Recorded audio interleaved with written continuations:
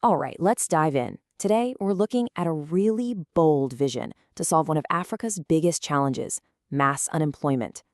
This is a master plan that's all about harnessing the continent's incredible natural wealth, not just to dig it out of the ground, but to create millions of skilled jobs.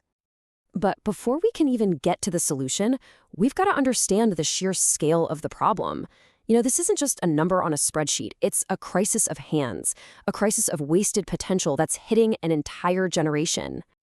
And at its very core, what we're talking about here is a national crisis of dignity.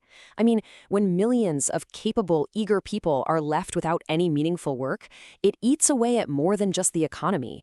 It really erodes the spirit of a nation. Now, this is where it gets really interesting, because it's not just one problem. It's like a chain reaction. You have a crisis of unemployment, which of course leads to a crisis of dignity. Then, when you exclude the youth from the economy, skills start to erode. And before you know it, entire artisanal trades, the very skills that once held communities together, they just collapse. And this right here, this is the pivot point of the whole plan. It turns the problem on its head. Those idle hands, they aren't the problem, they're the solution, because all those resources in the ground are basically worthless without skilled African hands to shape them, to add value to them. So the real question is, how do you connect the resources to the people? Well, the answer this plan proposes is something called resource guilds. The big idea here is that there's a huge gap in the economy, a kind of missing middle between pulling raw materials out of the ground and selling a finished product. And these guilds? They're designed to fill that exact gap. So what are these guilds really? How are these supposed to work when so many other programs have just fallen short? Okay, first things first, let's be super clear about what they are not. When you hear the word guild, don't think of something out of the Middle Ages, and they're not trade unions or the skills authorities we already have. Instead, think of them as having three main jobs. They're engines for employment, they're the guardians of critical skills, and maybe most importantly, they're restorers of dignity through real work and mastery. This really captures the whole vision perfectly. The guilds are the bridge. They're the structure that's meant to pull young people into the economy. They're the institution that brings back this idea of becoming a master at something. And ultimately, they're the mechanism that turns a rock in the ground into a stable, dignified way to make a living. All right, enough theory. Let's look at how this could actually play out in the real world. This is where it gets really exciting because you can start to see the potential for just an explosion of new opportunities, one industry at a time. Let's start with a resource many African nations have in abundance: platinum. So, what kind of job ecosystem could a platinum guild actually build? I mean, just look at the sheer diversity here. We're talking high-tech jobs for the new hydrogen economy, skilled artisans making catalytic converters, precision machinists for medical devices, and of course, jewelry makers and refinery operators. Every single step adds value, and every step creates a totally new kind of job. Okay, let's do another one. Manganese.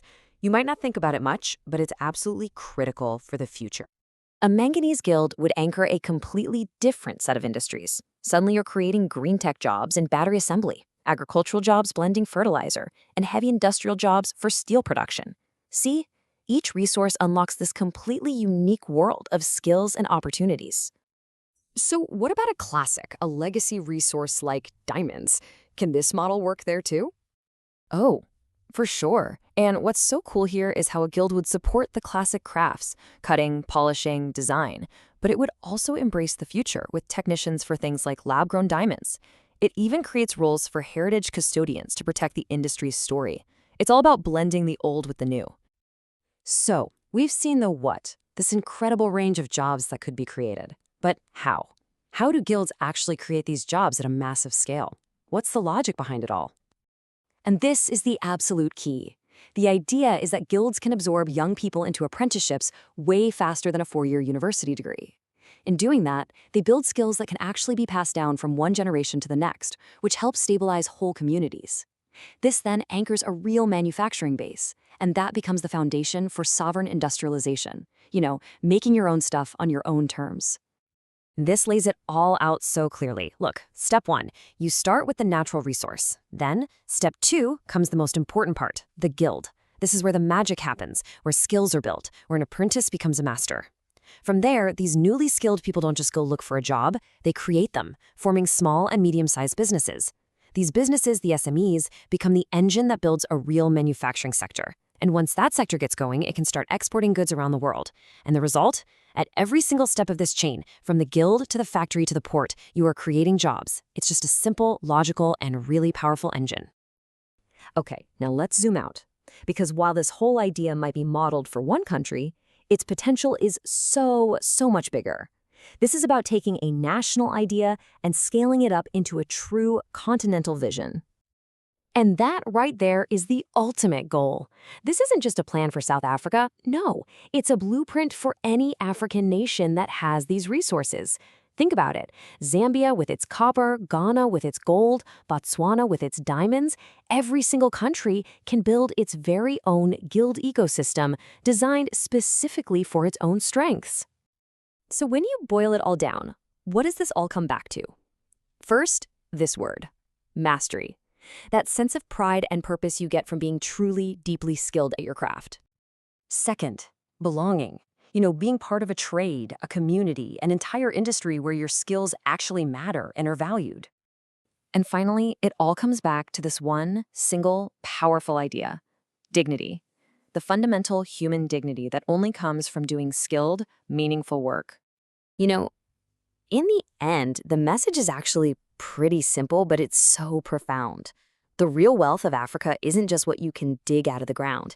It's the 1.2 billion people who live there. And this plan is basically a bet that when those hands are trained, dignified, and employed, the entire continent rises with them.